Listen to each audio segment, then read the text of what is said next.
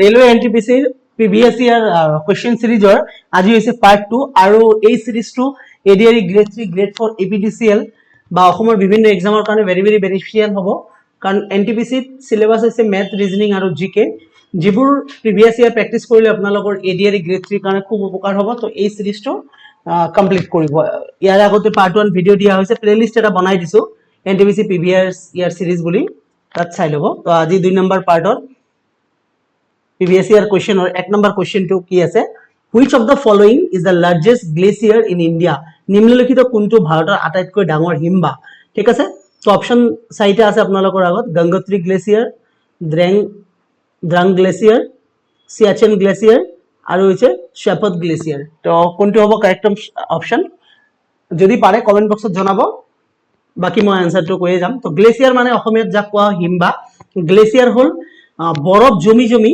যদি বরফ গলি না যায় মানে বছরে বছরে বরফ জমার পিছত যদি বরফ নগলে হেতু তেতিয়া হলে তাক কোৱা হয় গ্লেচিয়াৰ বুলি যেনেকুৱা ফ্ৰিজত আপোনালোকে চাব ফ্ৰিজত যদি ডিপ ফ্ৰিজ থাকে আমাৰ ফ্ৰিজৰ ভিতৰত এটা পোৰশন থাকে ডিপ ফ্ৰিজ বুলি তাত কি হয় প্ৰত্যেক দিনে বৰফ জমি থাকে জমি জমি এনেকুৱা হয় ডাঠ হৈ যায় মানে এনেকুৱা ডাঠ হৈ যায় যে এটো ক্লাছত ভাঙিলেও না ভাঙে এনেকুৱা টাইপৰ দ্যাট ইজ গ্লেচিয়াৰ একচুয়ালি বুজি পাইছে না তো গ্লেচিয়াৰ কোশ্চেনটো হল নিম্নলিখিত কোনটো ভাৰতৰ আটাইতকৈ ডাঙৰ হিমবাহ মানে আটাইতকৈ ডাঙৰ গ্লেচিয়াৰ কোনটো আটাইতকৈ ডাঙৰ গ্লেচিয়াৰ হল সিয়াচেন গ্লেচিয়াৰ ঠিক আছে আৰু যদি ওয়াৰ্ল্ডৰ ভিতৰত কয় যে ওয়াৰ্ল্ডৰ ভিতৰত আটাইতকৈ লাৰ্জেষ্ট গ্লেচিয়াৰ কোনটো হেতু হ'ব ল্যাম্বাৰ্ট গ্লেচিয়াৰ ল্যাম্বাৰ্ট এটো হল পৃথিৱীৰ ভিতৰত আটাইতকৈ ডাঙৰ হিমবাহ ঠিক আছে আৰু এই সিয়াচেন গ্লেচিয়াৰ কাৰাকোৰম ৰেঞ্জৰ পৰে মানে কাৰাকোৰম ৰেঞ্জৰ আন্ডাৰত পৰে ঠিক আছে তো আমাৰ পৃথিৱীৰ 100% or 3% হৈছে ওয়াটাৰ যেখিনি আমি ইউজ কৰিব পাৰো দ্যাট মিন্স খাব পাৰো তো পৃথিৱীত যিমান পানী আছে এই গুটেই পানী 3% পানীহে আমি ড্ৰিংকিং ওয়াটাৰৰ পাৰপাছত ইউজ কৰিব পাৰো আৰু ইয়াৰ 3% or 70% এই 3% or 70% গ্লেচিয়াৰত মজুদ আছে বুজি পাইছে না দ্যাট মিন্স এই 3% or 70% গ্লেচিয়াৰত মজুদ আছে আৰু যোৱা বছৰ এটা নিউজ ওলাইছিল যে গ্লেচিয়াৰ দ্যাট মিন্স বৰফ গলি আছে এই এন্টাৰ্কটিকাৰ পৰা বৰফ গলি আছে 10% বৰফ গলিছে বুলি নিউজত আহিছিল তো যদি এনেকুৱা 10% ৰ ওপৰত বৰফ গলে তেতিয়া হলে পৃথিৱীৰ অৱস্থা খুব ভয়াবহ হ'ব আমাৰ খোৱাৰ কাৰণে পানী নাথাকিব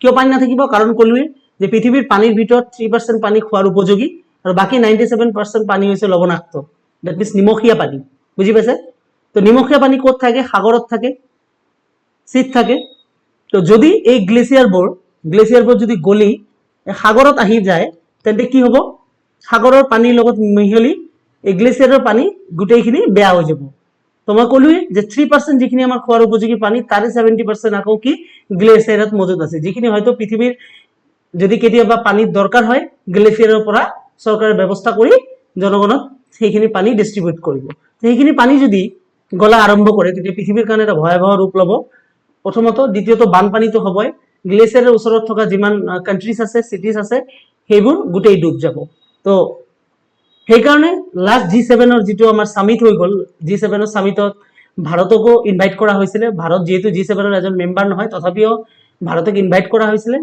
কিয়নো G7 ত মেইনলি আলোচনা কৰা হৈছিল ক্লাইমেট চেঞ্জৰ ওপৰত বা G20 ৰ কথা যদি আমি কও G20 তো সেম ক্লাইমেট চেঞ্জৰ ওপৰত আলোচনা কৰা হয় কাৰণ ক্লাইমেট চেঞ্জ এনেকুৱা এটা বস্তু এখন কান্ট্ৰি যদি ক্লাইমেট চেঞ্জৰ ওপৰত গুৰুত্ব নিদিয়ে বাকি কান্ট্ৰিৰ কাৰণে ভয়াবহ এটা অৱস্থা আহিব পাৰে ফিউচাৰ তো এইটো আছিল গ্লেচিয়াৰ ঠিক আছে next question on which lake is the golden temple located golden temple জানে গোল্ডেন টেম্পল ক'ত আছে পাঞ্জাবত আছে তো কোৱেশ্চনটো হল যে কোনখন হ্ৰদৰ ওপৰত এই সোণালী মন্দিৰ মানে গোল্ডেন টেম্পল অৱস্থিত তে চাৰিটা অপচন আছে অমৃত সৰোবৰ লেক গোল্ডেন লেক তাৰপিছত হেৰিক লেক আৰু সুখনা লেক তো কোনটো হ'ব correct answer the option number A is the right answer that is Amrit Sarovar lake Amrit Sarovar জানে আপোনালোকে অমৃত সৰোবৰ স্কিম চলাই আছে গভৰ্ণমেণ্টে ভাৰতৰ 75 বছৰ স্বাধীন হৈছে সেই কাৰণে অমৃত সৰোবৰ মানে হেৰি বনাই আছে গোটেই ভাৰতত প্ৰধানমন্ত্ৰী শ্ৰী নৰেন্দ্ৰ মোদীয়ে আজাদী কা মহোৎসৱৰ এটা মেইন স্কিম হৈছে অমৃত সৰোবৰ স্কিম ঠিক আছে তো এই লেকটোৰ নাম হৈছে অমৃত সৰোবৰ লেকৰ ওপৰতে গোল্ডেন টেম্পল অৱস্থিত আৰু গোল্ডেন টেম্পল আছে ক'ত পাঞ্জাবত আছে ঠিক আছে, বুজি পালে? যদি প্রশ্ন আহে যে গোল্ডেন টেম্পল কোনখন রিভারের উপর অবস্থিত, that is Rabi river. Rabi river, রবি রিভারের উপর গোল্ডেন টেম্পল অবস্থিত। লেকৰ কথা কলে অমৃত সৰোবৰ লেক। তো থার্ড কোশ্চেন সব কি আছে, which was the first women's sports two B introduce in the Olympics. অলিম্পিকত প্রবর্তন করা প্রথম মহিলা খেল কোনটো আছিলে? তো অলিম্পিকত মহিলা গেম ইন্ট্রোডিউস করা ফার্স্ট গেম কোনটো আছিলে? That means women's category game কোনটো অলিম্পিকত ফার্স্ট ইন্ট্রোডিউস করা হয়েছিল? অপশন চাৰিটা আছে, জিমনাস্টিক, ভলিবল, গল্ফ আৰু বেডমিন্টন। কোনটো হ'ব? যদি জানে তেন্তে কমেন্ট বক্সত জনাব, নজনালে যদি নোৱাৰে তেন্তে হলে কাৰেক্ট আনসাৰটো মই কৈ দিওঁ, দ্যাট ইজ গল্ফ। অকল গল্ফে নহয়, গল্ফৰ লগত টেনিসও আছে। তো টেনিস যেটো অপশনত নাই, টেনিস থাকিলে টেনিসও দিব পাৰিব। গল্ফ এন্ড টেনিস এই দুটা উমেন্স স্পোর্টস মানে উমেন্স ক্যাটাগরির স্পোর্টস হিসেবে অলিম্পিকত ফার্স্ট ইন্ট্রোডিউস করা হয়েছিল। ঠিক আছে, বুঝি পালে? কেতিয়া করা হয়েছিল যদি প্রশ্ন আহে যে কেতিয়া ইন্ট্রোডিউস করা হয়েছিল? 1900 সনত, 1900 সনত। ঠিক আছে, 1900 অলিম্পিক্স বুলি কব পারে। তো কোশ্চেন নাম্বার 4, রেলওয়ে এনটিপিসি হওয়া প্রশ্ন 4 number, in 2013 the first human liver was grown from stem cell. Stem নামৰ এটা সেল আছে, এই সেলটোৰ নাম হৈছে স্টেম সেল। স্টেম সেলৰ পৰা যে লিভাৰৰ উৎপত্তি হয়, হিউম্যান লিভাৰ মিন্স মানুহৰ লিভাৰৰ যে উৎপত্তি স্টেম সেলৰ পৰা হয়, এই গৱেষণাটো কোনখন কান্ট্ৰিয়ে কৰিছিলে বা কোনখন কান্ট্ৰিয়ে গৱেষণা কৰি প্ৰমাণ কৰিছিলে যে স্টেম সেলৰ পৰা, স্টেম নামৰ এখন কোষ আছে, সেল মানে হৈছে কোষ, স্টেম সেলৰ পৰা, কোষৰ পৰা এই লিভাৰ উৎপন্ন হয় একচুয়ালি। সেইটো প্রমাণ করেছিল 2013 সনত। আর কোনখন কান্ট্রিয়ে করেছিল? অপশন 4টা, জাপান, ইউএসএ, জার্মানি, ইন্ডিয়া। কি হবো? Option number A is the right answer, Japan. ঠিক আছে, কোশ্চেন নাম্বার 5 যাম এতিয়া। In which state is the world heritage site Basilica of Bom Jesus located? ঠিক আছে, কৈছে যে ওয়ার্ল্ড হেরিটেজ সাইট এখন আছে, সেটোৰ নাম হল বেসিলিকা অফ বম জেসাস। এটো এটা চাৰ্চ বুলি কব পাৰে, চার্চ, বুঝি পাইছে? সেটো ক'ত অবস্থিত? অপশন 4টা আছে, গোয়া, অন্ধ্রপ্রদেশ, তামিলনাডু এন্ড কেরালা। কি হবো? রাইট আনসার জানিলে কমেন্টত জনাবো। ইয়ার কারেক্ট আনসার হয়েছে গোয়া। ঠিক আছে, গোয়াত বেসিলিকা অফ বম জেসাস নামৰ ওয়ার্ল্ড হেরিটেজ সাইট আছে। আর এই ওয়ার্ল্ড হেরিটেজ সাইটটো কেতিয়া ওয়ার্ল্ড হেরিটেজ সাইট হিসাবে সরকারে সন্মতি দিছিলে? 1986 সনত। ঠিক আছে, তো প্রশ্ন এটো আহিব পারে যে basilica of Bom Jesus heritage site হিসাবে কেতিয়া ঘোষণা কৰিছিলে? 1986 সনত। ঠিক আছে, লগতে গোয়া দ্যাট মিন্স কি ওল্ড গোয়াত আছে, ওল্ড গোয়া, পুরোনা গোয়া। ঠিক আছে, এক্সাক্ট লোকেশন কলে ওল্ড গোয়া। ওল্ড গোয়া হয়েছে কি পর্তুগিজ ইন্ডিয়ার ক্যাপিটাল। পর্তুগিজ ইন্ডিয়ার ক্যাপিটাল হয়েছে কি? ক্যাপিটাল হল কি? ওল্ড গোয়া।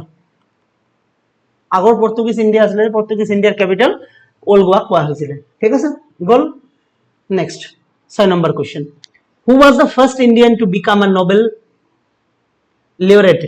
ঠিক আছে, তো নোবেল বঁটা বিজয়ী হওয়া প্রথম ভারতীয় কোন আছিলে? এটা সবে জানে, নজনা নাই, রবীন্দ্রনাথ টেগোর। সত্য আনসার। ঠিক আছে, তো রবীন্দ্রনাথ টেগোরে ফার্স্ট নোবেল বঁটা লাভ কৰিছিলে মানে এজন ভাৰতীয় হিসাবে। আৰু কেতিয়া লাভ কৰিছিলে? 1913 সনত। ঠিক আছে, কিহৰ ওপৰত লাভ কৰিছিল? লিটাৰেচাৰৰ ওপৰত। লিটাৰেচাৰৰ ওপৰত তেখেতে নোবেল বঁটা লাভ কৰিছিলে 1913 সনত। হৈ গল 6 নম্বৰ।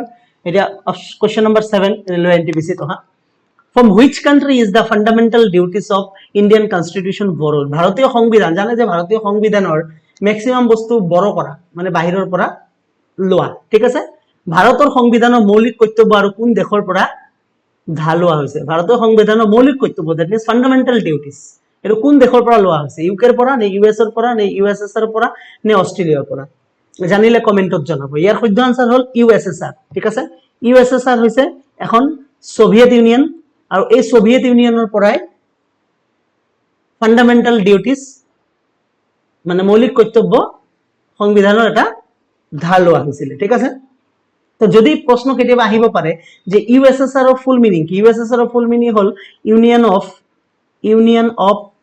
সোভিয়েত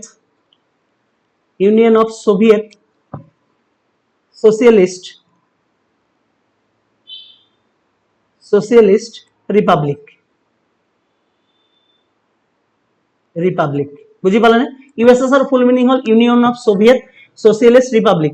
প্রশ্ন বহুত ঘুরাই দিয়ে যে ইউএসএসআর ফুল মিনিং কৈ 4টা অপশন দি দিব, হয়তো ইউনিয়ন অফ সোভিয়েত এই মাজৰটো নি দিব, ড্যাশ দি দিব, এখানে কৈ দিব সোশিয়ালিস্ট হব নে সেকুলার হব বুজি পাইছে না সেকুলাৰিজম হ'ব এনেকুৱা ধৰণৰ অপচন চাৰিটা দি দিব তো সেইখিনি জানিব লাগিব ইউএছএৰ full meaning union of Soviet socialist republic তো এইটো হল বা আমি সৰুতে ইয়াক ক'ব পাৰো শৰ্টলি আমি ইয়াক ক'ব পাৰো সোভিয়েট ইউনিয়ন বুলি ঠিক আছে তো সোভিয়েট ইউনিয়নৰ পৰা ফান্ডামেন্টাল ডিউটিজ ধাৰ কৰা হৈছিলে ঠিক আছে আৰু সোভিয়েট ইউনিয়ন হৈছে 15টা ৰিপাব্লিকৰ মালিক আছিলে দ্যাট মিন্স 15টা ৰিপাব্লিক মিলি এই সোভিয়েট ইউনিয়ন বনোৱা হৈছিল কেতিয়া বনোৱা হৈছিল 1922 চনত এবোৰ কোশ্চেন আহিব পাৰে ৰেফাৰেন্স কোশ্চেন যে ইউএসএসআৰ কেতিয়া ফৰ্মড হৈছিল ইউএসএসআৰ ফৰ্ম হৈছিল 30 ডিসেম্বৰ 1922 30 ডিসেম্বৰ 1922 ঠিক আছে পৃথিৱীৰ ভিতৰত আটাইতকৈ ৰিপাব্লিক আছিল ডাঙৰ ৰিপাব্লিক আছিল বিগেষ্ট ৰিপাব্লিক আছিল আৰু য'ত 15টা কান্ট্ৰি আছিল 15 ৰিপাব্লিক একেলগে আছিল বুজি পাইছানে তাৰ পিছত কি হল ইউএসএসআৰৰ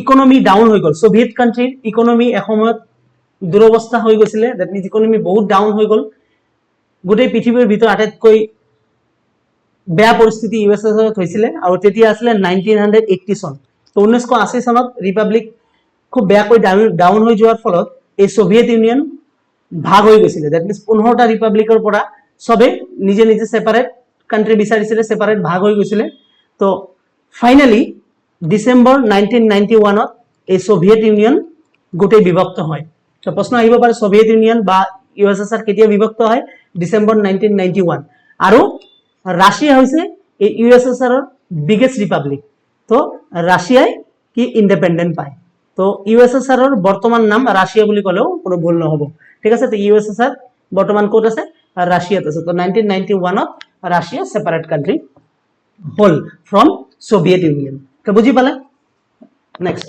8 নম্বৰত যাম এখিনি হল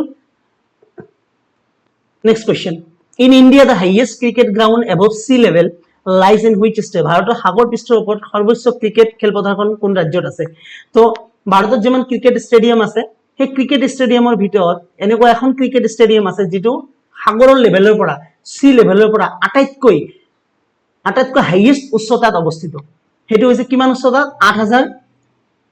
8088 8088 বা নেকি 18 আছিল 8000 সামথিং ধৰিব পাৰে 8000 সামথিং ফিট ওপৰত অৱস্থিত এখন ক্ৰিকেট ষ্টেডিয়াম ঠিক আছে তো এই ষ্টেডিয়ামখন কত অৱস্থিত প্ৰশ্নটো হল হেয়া আসাম সিকিম উত্তৰ প্ৰদেশ হিমাচল প্ৰদেশ যদি অপচন জানে তেতিয়া হলে আপোনালোকে জনাব কি হ'ব কাৰেক্ট আনসাৰ কোনটো হ'ব আসাম হ'ব সিকিম হ'ব উত্তৰ প্ৰদেশ হ'ব নে হিমাচল হ'ব the correct answer is Himachal Pradesh ঠিক আছে তো হিমাচল প্ৰদেশত অৱস্থিত আৰু এই ক্ৰিকেট ষ্টেডিয়ামটোৰ নাম হল Chail cricket stadium Chail cricket ground বা ছেল ক্ৰিকেট স্টেডিয়াম ঠিক আছে তো এটি হচ্ছে 8018 ফিট ওপৰত অৱস্থিত 8018 ফিট ওপৰত অৱস্থিত সাগৰৰ পৰা তো ভাবক আটাইতকৈ হাইয়েস্ট मतलब হাইটত অৱস্থিত এখন ক্ৰিকেট গ্ৰাউণ্ড ঠিক আছে আৰু এই ক্ৰিকেট গ্ৰাউণ্ডখন কেতিয়া বনোৱা হৈছিল 1893 ত বনোৱা হৈছিল ঠিক আছে এটা নেক্সট কোশ্চেন আহিব 9 number question The Khajuraho group of monuments is a UNESCO World Heritage Site is located. Khajuraho group of monuments এখন World Heritage Site হয় আৰু ইয়া কত অৱস্থিত তো Khajuraho group of monuments হল হিন্দু ধৰ্ম আৰু জৈন ধৰ্মৰ মন্দিৰক লৈ বনোৱা এখন গ্ৰুপ জৈন ধৰ্ম আৰু হিন্দু ধৰ্মৰ মন্দিৰ টেম্পলক লৈ বনোৱা এখন group that is Khajuraho group of monuments UNESCO World Heritage Site হিচাপে স্বীকৃতি দিছিলে 1986 চনত কিমান চনত 1986 চনত আৰু কত অৱস্থিত অপচন চাৰিটা আছে মধ্যপ্ৰদেশ উত্তৰ প্ৰদেশ উত্তৰাখণ্ড ছত্তীশগড় কি হ'ব জানিলে জনাব আপোনালোকে the correct answer is option number A MP তো মধ্যপ্ৰদেশত অৱস্থিত ঠিক আছে মধ্যপ্ৰদেশৰ ছত্ৰপুৰত অৱস্থিত ছত্ৰপুৰ অপশনত যদি ছত্ৰপুৰ থাকে তেতিয়াও ৰাইট হ'ব মধ্যপ্ৰদেশত ছত্ৰপুৰত অৱস্থিত ঠিক আছে আৰু 1986 ত হেৰিটেজ সাইট হিচাপে স্বীকৃতি দিছিল ইউনেস্কো ঠিক আছে 10 নম্বৰ কোশ্চেন মাঞ্চ বা মাছ বুলিও যাক কয় মাঞ্চ বা মাছ ইজ আ ফোক ডান্স এটা ফোক ডান্স হয় দেখিছে ইয়াৰ পিকচাৰত এই ফোক ডান্সটো কোনখন ষ্টেটৰ হয় হাৰিয়ানা কেৰালা আসাম মধ্যপ্ৰদেশ কি হ'ব হাৰিয়ানা কেৰালা আসাম মধ্যপ্ৰদেশ তো option number D is the correct answer Madhya Pradesh ঠিক আছে তো ৰেলওয়ে এনটিপিসি সিৰিজত মই 10টা কোশ্চেন লৈছিলো আজি ঠিক আছে গোটেইখিনি প্ৰিভিয়াস ইয়াৰ কোশ্চেন হয় তো সিৰিজবোৰ কেনেকুৱা লাগি আছে জনাবলৈ নাপাহৰিব কমেন্টত আৰু নেক্সট সিৰিজ অতি সোনকালে আহি আছে নেক্সট সিৰিজ মানে নেক্সট ভিডিঅ' অতি সোনকালে আহি আছে ৰেলৱে এনটিপিচি গোটেই সিৰিজটো কমপ্লিট কৰিম এনটিপিচি যিমান এক্সামছ হৈ গৈছে যিমান শিফটৰ এক্সাম হৈছে গোটেইখিনি আপোনালোকক সলভ কৰাই দিম নট অনলি জিকে মেথছ ৰিজনিং আগৰ সিৰিজটোত আগৰ ভিডিঅ'টোত মেথছ আৰু ৰিজনিং কৰাইছিলো এটোত মই জিকে কৰালো তো তেনেকে ৰেপিডলি আহি থাকিব আপোনালোকে ফলো কৰিব এটো সিৰিজ মুঠতে আৰু জিওমেট্ৰি সিৰিজ এটা আছে হেটো চাব এডিআৰই কাৰণে খুব ইম্পৰ্টেন্ট জিওমেট্ৰিটো জানে বহুত কোৱেশ্চনছ থাকে ঠিক আছে আৰু তো এইখিনি আছিল থ্যাংক ইউ সো মাচ